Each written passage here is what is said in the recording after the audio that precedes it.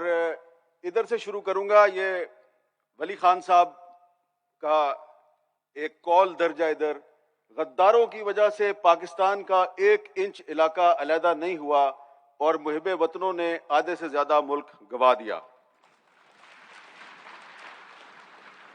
تو مجھے بڑی خوشی ہے کہ اس وقت میں غداروں کے ساتھ ہم نوا بنا ہوا ہوں. اللہ کا شکر ہے کہ محب وطن ہمیں اپنی تقریبات میں نہیں بلاتے. اور ابھی جب میں یہاں پہ بیٹھا ہوا تھا تو ایمل خان صاحب آئے. انہوں نے مجھے کچھ کتابیں دیں. جب انہوں نے مجھے کتابیں دیں تو یہ کتاب سب سے اوپر تھی. میں نے کہا خان صاحب یہ کتاب تو آپ بہت سال پہلے 25-30 سال پہلے جب چھپی تھی, فاروق قریشی صاحب نے جب یہ کتاب چھاپی تھی تو میں نے اسی وقت پڑھ لی تھی. تو دوسری کتاب انہوں نے مجھے دی پرویز خان صاحب کی, سامنے بیٹھے ہیں, انگریزی میں باچا خان پہ جو کتاب ہے, بڑی زبردست کتاب ہے. میں نے کہا یار یہ کتاب تو ہے, یہ پچھلے سال میں نے جو باچا خان مرکز میں جو آپ کا فنکشن ہوا تھا ادھر میں نے تقریر میں اس کتاب کا ذکر کیا تھا, یہ بھی میرے پاس ہے. تو پھر وہ چلے گئے اور کافی دیر بعد واپس آئے اور انہوں نے پھر مجھے کچھ مزید ایسی کتابیں لا کے دی جن کو دیکھ کے مجھے خوشی ہوئی. ان میں سے بھی کچھ میں نے پڑھ رکھی ہیں, لیکن میں نے کہا کہ بار بار اب واپس کرنا اچھا نہیں, میں نے ان سے وہ ریسیو کر لی. تو مجھے بڑی خوشی ہے کہ باچا خان اور ولی خان کے جو نام لیوا ہیں ان کا تعلق کتاب کے ساتھ ہے, کلاشنکوف کے ساتھ نہیں ہے. اور مجھ جیسا آدمی جب آپ کے پاس آتا ہے, ملتا ہے, تو آپ ہمیں کتابیں دیتے ہیں, اپنے بیانات نہیں دیتے کہ یہ اخبار میں جا کے چھاپ دیں. تو ابھی میں نے یہ کتاب جو ہے شاہ محمد شاہ صاحب کے سامنے پڑھی تھی, میں نے کتاب اٹھا لی ان سے معذرت کے ساتھ, کیونکہ یہاں پر میرے بھائی جو ہیں عوامی تحریک کے راہو صاحب, انہوں نے کہا کہ کمیشن بننا چاہیے جس میں فیصلہ کیا جائے کہ پاکستان کو سب سے زیادہ نقصان کس نے پہنچایا. تو وہ کمیشن جو ہے نا, وہ تو اس میں میرے جیسے لوگ تو نہیں شامل ہو سکتے کیونکہ ہم تو پہلے ہی پارٹی ہیں, کیونکہ ہم تو آپ غداروں کے ساتھی ہیں. تو کمیشن میں تو وہ لوگ شامل ہوں جن پہ کسی نے کبھی کوئی الزام نہ لگایا ہو. لیکن میں آج آپ سب حاضرین جو یہاں پہ موجود ہیں, آپ کو یہ دعوت دوں گا, اور خاص طور پہ رضا ربانی صاحب کو, کہ یہ کتاب ضرور پڑھ لیں. یہ کتاب جو ہے نا, اس کتاب میں کچھ ایسی چیزیں ہیں جو وہ سامنے لکھا ہوا ہے اس کی تصدیق کرتی ہیں. اور اس میں ایک ولی خان صاحب کا انٹرویو ہے جو اختر کشمیری صاحب نے کیا تھا, اور اس انٹرویو میں ولی خان صاحب نے یہ بتایا ہے کہ ہمیں کس کس طریقے سے پاکستان بننے کے بعد کس کس طریقے سے ہمیں بلیک میل کیا گیا, دباؤ میں لانے کی کوشش کی گئی, ہمیں جیلوں میں ڈالا گیا, اور پھر سمجھوتا کرنے کے لیے ہمیں کہا گیا کہ آپ ہمارے ساتھ اقتدار میں شامل ہو جائیں, ہم آپ کو منسٹری دیں گے, چیف منسٹری دیں گے, آپ بس ہمارے ساتھ شامل اقتدار ہو جائیں. اور کہانی پتہ ہے کب سے شروع ہوتی ہے؟ سکندر مرزا سے. اور سکندر مرزا جو ہے اس نے ایک دفعہ, ولی خان صاحب کہتے ہیں اپنے انٹرویو میں کہ مجھے اس نے کسی طریقے سے بڑی مشکل سے ملاقات پہ راضی کیا. میں ملاقات کرنے چلا گیا, میں نے کہا چلیں یہ ہمارے علاقے میں کبھی پولیٹیکل ایجنٹ رہا ہے, کمشنر بھی رہا ہے, تو مل لیتے ہیں. تو اس نے بڑی خوشامد کی اور کہا کہ آپ ہمارے ساتھ شامل اقتدار ہو جائیں. تو ولی خان صاحب نے اپنی جان چھڑائی. جب وہ جان چھوڑنے پہ آمادہ نہ ہوا تو یہ کتاب میں لکھا ہوا ہے رضا ربانی صاحب, ولی خان صاحب کہتے ہیں میں اس کے دفتر سے بھاگ اٹھا. تو میں جب بھاگ کے باہر نکلا تو وہ میرے پیچھے پیچھے بھاگا. سکندر مرزا صدر پاکستان ولی خان صاحب کے پیچھے پیچھے بھاگا. تو ولی خان رکے, انہوں نے کہا خدا کا خوف کرو, تم صدر پاکستان ہو, میرے پیچھے بچوں کی طرح بھاگ رہے ہو, میں نے تمہاری حکومت میں شامل نہیں ہونا, لوگ کیا کہیں گے, گارڈ بھی دیکھ رہے ہیں. اس نے کہا نہیں نہیں نہیں, تم میرے ساتھ حکومت میں شامل ہو جاؤ. بچوں کی طرح ضد کی. پھر ایک اور واقعہ ہے, وہ بہت بہت ہی اہم واقعہ ہے کہ وہ کافی سال گزر گئے, باچا خان اور ولی خان نے کافی سال جیلوں میں گزار دیے، تو ایوب خان جب صدر پاکستان تھا تو ایوب خان نے بھی ولی خان صاحب کو بلایا اور کہا کہ میں آپ کا بڑا فین ہوں، آپ کو میں بڑا پسند کرتا ہوں، آپ کی ذہانت کا بڑا قائل ہوں، مجھے آپ کی مدد چاہیے۔ تو ولی خان بابا نے کہا آپ کو میری کیا مدد چاہیے؟ تو ایوب خان نے کہا ہم نے پاکستان کو مضبوط بنانا ہے۔ تو ولی خان صاحب نے کہا کہ بتائیے کیسے مضبوط بنانا ہے؟ پاکستان کو مضبوط بنانے کے لیے ہم آپ سے ہر قسم کا تعاون کرنے کے لیے تیار ہیں۔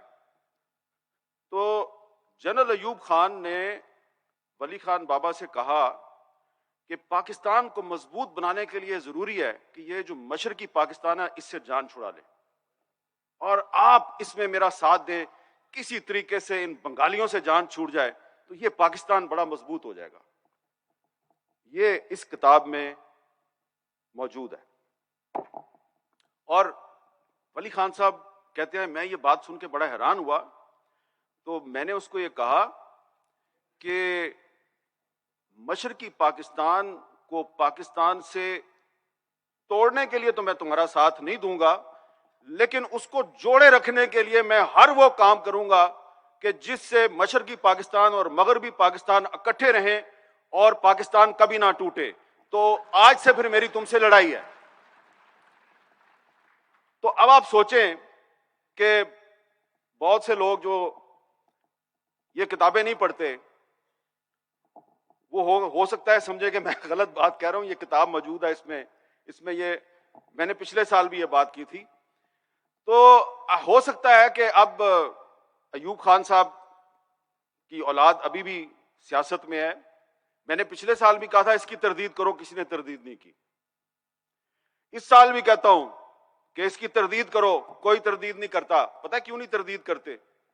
کیونکہ ایوب خان نے یہ بات صرف ولی خان صاحب سے نہیں کی تھی، اس نے اور بھی بہت جگہ یہ بات کی، اور وہ بات جو ہے وہ تاریخ کے ریکارڈ کا حصہ ہے۔ اور اگر کبھی کوئی کمیشن بنا تو ہم اس کمیشن کو وہ ہسٹوریکل ایویڈنس دیں گے کہ جو بات ایوب خان نے ولی خان سے کی وہی بات ایوب خان نے اپنے وزیر قانون جسٹس منیر کے ساتھ کی، اور جسٹس منیر نے بھی وہ بات اپنی کتاب فرام جناح ٹو ضیاء میں لکھ دی ہے کہ صدر پاکستان نے مجھے بلایا، یعنی وزیر قانون کو بلایا، اور کہا کہ میں تمہیں ایک ٹاسک دے رہا ہوں۔ انہوں نے کہا جی بتائیے۔ ٹاسک یہ ہے کہ یہ جو بنگالی ہیں ان سے جان چھڑاؤ۔ تو جناب یہ پاکستان جو ہے یہ 1971 میں نہیں ٹوٹا، یہ پاکستان تو 1962 میں ٹوٹ گیا تھا، جب ایوب خان نے صدارتی نظام اس ملک پہ نافذ کیا اور جسٹس منیر کو یہ اسائنمنٹ دی پاکستان توڑنے کی، اور نہیں توڑ سکا کیونکہ ولی خان، باچا خان، نوابزادہ نصر اللہ خان، اس قسم کے جو جمہوریت پسند تھے وہ ایوب خان کے راستے کی رکاوٹ تھے۔ تو آخر کار پھر ایوب خان نے وہ جو راستے کی رکاوٹ تھی اسی کو اپنے ساتھ ملانے کی کوشش کی 1969 میں، جب ڈیموکریٹک ایکشن کمیٹی ڈیک جب بنی تو اس وقت بھی ولی خان صاحب کو ساتھ ملانے کی کوشش کی تو انہوں نے انکار کر دیا۔ تو یہ میں آپ کو بتانا چاہتا ہوں کہ یہ جو ریاست پاکستان ہے جس کے کچھ اداروں پہ عثمان کاکڑ صاحب کے ہونہار برخوردار نے بڑی جرات مندانہ انداز میں تنقید کی ہے، یہ خود پاکستان توڑنے کی سازش میں ملوث ہیں، اور جو پاکستان توڑنے کی سازش کے خلاف مزاحمت کرتا ہے یہ کہتے ہیں تم غدار ہو۔ کیسی عجیب بات ہے کہ جو کہتے ہیں پاکستان نہیں توڑنا وہ غدار ہے، اور جو کہتے ہیں پاکستان توڑنے وہ محب وطن ہے۔ یہ ہماری پاکستان کی تاریخ کا سب سے بڑا المیہ ہے۔ لیکن ایک اور بات بھی میں یہاں پہ کرنا چاہتا ہوں، گستاخی معاف، کیونکہ آپ نے ہمیں باچا خان اور ولی خان بابا کے نام پہ بلایا ہے، تو یہاں پہ ہمیں آج یہ بھی بات کرنی چاہیے کہ پاکستان میں جمہوری اداروں کی بالادستی ہونی چاہیے، آئین اور قانون کی بالادستی ہونی چاہیے، محکوم اقوام کو ان کے حقوق ملنے چاہیے، اور 1973 کا جو آئین ہے جیسا بھی ہے، جس آئین کو بنانے میں ولی خان صاحب کا بھی کردار ہے، مولانا مفتی محمود کا بھی کردار ہے، ذوالفقار علی بھٹو کا بھی کردار ہے، غوث بخش بزنجو صاحب کا بھی کردار ہے، اس آئین میں جو حقوق دیے گئے ہیں وہ تو کم از کم دینا، لیکن آپ تو وہ حقوق بھی نہیں دیتے۔ تو جو قوتیں پاکستان کے آئین کو پامال کرتی ہیں، آپ ان قوتوں کے ساتھ سودے بازی کر لیتے ہیں۔ تو آج میں یہاں پہ دو مطالبات کروں گا، دو تجاویز یا خواہشات کہہ لیں آپ، ہزاروں خواہشیں ایسی کہ ہر خواہش پہ دم نکلے۔ کیونکہ ابھی جب میں آ رہا تھا تو وزیر خزانہ اسحاق ڈار صاحب نے ایک اعلان کیا ہے، پیٹرول کی قیمت میں 35 روپے فی لیٹر انہوں نے اضافہ کر دیا۔ تو ظاہری بات ہے ابھی حکمران جو ہیں وہ بھی یہاں پہ آئیں گے، وہ بھی آپ سے بہت سی باتیں کریں گے، بہت سے وعدے کریں گے، تو یہ مہنگائی کو تو کنٹرول نہیں کر سکتے، کیونکہ یہ سارے آئی ایم ایف سے ڈکٹیشن لیتے ہیں، خواہ وہ عمران خان ہو، خواہ وہ شہباز شریف ہو، سارے آئی ایم ایف کی چوکھٹ پہ حاضری دیتے ہیں اور آئی ایم ایف کو ہی پاکستان کا نجات دہندہ سمجھتے ہیں۔ لیکن ایک کام آپ کر سکتے ہیں، آپ مہنگائی کو کنٹرول نہیں کر سکتے، لیکن ایک کام تو آپ کر سکتے ہیں کہ یہ ایک آدمی بیٹھا ہوا ہے یہ اسٹیج پہ، اس کا نام ہے رضا ربانی۔ ان صاحب نے 2 سال پہلے سینٹ میں ایک بل پیش کیا تھا کہ یہ جو پاکستان میں لوگوں کو غدار بنانے کا جو قانون ہے، جو انگریزوں نے اس ملک میں نافذ کیا تھا 124 اے، جو آپ میں سے بہت سے لوگوں پہ لگ چکا ہے، جس کا میں بھی شکار ہو چکا ہوں، تو 124 اے ختم کیا جائے۔ تو ان کا بل سینٹ نے پاس کر دیا، ایسا ہی ہوا تھا جی۔ پھر وہ بل گیا جی قومی اسمبلی میں، یہی قومی اسمبلی اپنی شہباز شریف صاحب والی، ادھر وہ بل گم ہو گیا، ابھی تک لاپتہ ہے۔ تو میری اس تقریب کی وساطت سے جناب شہباز شریف صاحب سے گزارش ہے کہ حضور والا آپ مہنگائی کو تو ختم نہیں کر سکتے، اور یہ کم از کم 124 اے کو تو ختم کر دو۔ اس کے لیے کیا کرنا ہے آپ نے؟ وہ جو بل سینٹ نے پاس کیا ہے وہ بل قومی اسمبلی میں آ گیا ہے، قومی اسمبلی کے اسپیکر کو کہنا ہے کہ یہ بل منظور کرو، تو 124 اے ختم ہو جائے گی، انگریز دور کا سیاہ قانون ختم ہو جائے گا۔ لیکن آپ کو بھی پتہ ہے اور مجھے بھی پتہ ہے یہ نہیں کریں گے۔ اس لیے نہیں کریں گے کہ انہوں نے تو اب وہ فواد چودھری پہ بھی لگا دیا 124 سے، تو اگر انہوں نے 124 سے ختم کر دیا تو پھر فواد چودھری کو بڑا فائدہ ہو جائے گا۔ لیکن آپ صرف یہ سوچیں کہ ساری عمر تو آپ نے حکومت میں نہیں رہنا، کبھی نہ کبھی تو آپ نے بھی اپوزیشن میں آنا ہے، تو کل کو پھر فواد چودھری یہی 124 سے آپ پہ دوبارہ لگا دے گا۔ تو یہ جو ایک کھیل تماشا پاکستان میں چل رہا ہے کہ باچا خان سے آپ شروع ہوئے تھے، اس کو آپ نے بغاوت کے مقدمے میں گرفتار کیا، بات چلتی گئی، حسین شہید سہروردی پہ آئی، پھر اسی مقدمے میں آپ نے بے نظیر بھٹو کو ٹرائی کیا، پھر اسی مقدمے میں نواز شریف صاحب جو ہیں 2 سال پہلے نواز شریف اور مریم نواز دونوں پہ لاہور میں 124 اے کا مقدمہ قائم ہوا۔ اب آپ نے وہی 124 اے جو ہے وہ پی ٹی آئی والوں پہ لگانی شروع کر دیا۔ تو فرق کیا رہا آپ میں؟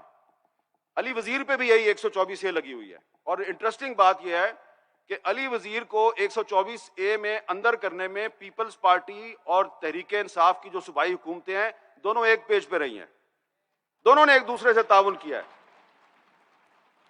اور اب 124 اے کا قانون سینٹ سے پاس ہو کے قومی اسمبلی میں آیا ہوا ہے، تو جو یہ ایک کولیشن گورنمنٹ ہے، مخلوط حکومت، اس نے آنکھیں بند کی ہوئی ہیں۔ تو ایک تو ہماری یہ گزارش ہے کہ یہ 124 اے کو ختم کریں، اور دوسری گزارش ہے کہ آپ مہنگائی تو ختم نہیں کر سکتے، کچھ ایسے قوانین جو ہے وہ منظور کر لیں کہ اگلے الیکشن میں آپ تھوڑا سا سر اٹھا کے عوام کے پاس جا سکیں۔ تو ایک اور تجویز میرے پاس یہ ہے کہ آج سے 3 سال پہلے مسلم لیگ نون، پیپلز پارٹی، تحریک انصاف اور کچھ دیگر جماعتوں نے ایک انتہائی شرمناک فیصلہ کیا تھا کہ آپ سب نے مل کر اس وقت کے army chief general Qamar Javed Bajwa کی مدت ملازمت میں توسیع کی تھی، اور پارلیمنٹ سے اس شرمناک قانون کو آپ نے منظور کروایا، کتنی شرم کی بات ہے. تو اب آپ سے گزارش یہ ہے کہ کچھ اپنے گناہوں کا کفارہ ادا کریں اور اسی پارلیمنٹ کے ذریعے جس نے وہ قانون پاس کیا تھا, اسی پارلیمنٹ کے ذریعے ایک نیا قانون پاس کریں اور آرمی چیف کی مدت ملازمت میں توثیق کو ہمیشہ کے لیے بند کریں, اس پر پابندی لگا دیں.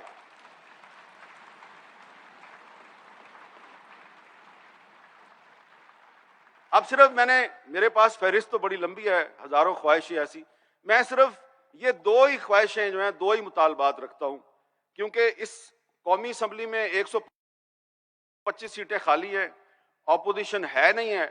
آپ نے صرف ایک رضا ربانی کا بل پاس کرنا ہے اور ایک وہ جو پچھلا آپ نے ایک قومی جرم کیا تھا جنرل باجوہ کو خوش کرنے کے لیے, اس کا کفارہ ادا کرنا ہے. اس کے لیے آپ کے پاس مطلوبہ میجورٹی اس ہاؤس میں موجود ہے, صرف آپ نے تھوڑی سی جرت کا مظاہرہ کرنا ہے. دیکھتے ہیں کہ آپ میں یہ جرت ہے یا نہیں. اگر ہاں تو شاید ANP مزید کچھ عرصہ آپ کے ساتھ چلے اور ہم خاموش رہیں, لیکن اگر نہیں تو پھر ANP بھلے آپ لوگوں کے ساتھ چلے, ہم خاموش نہیں رہیں گے. بہت بہت شکریہ.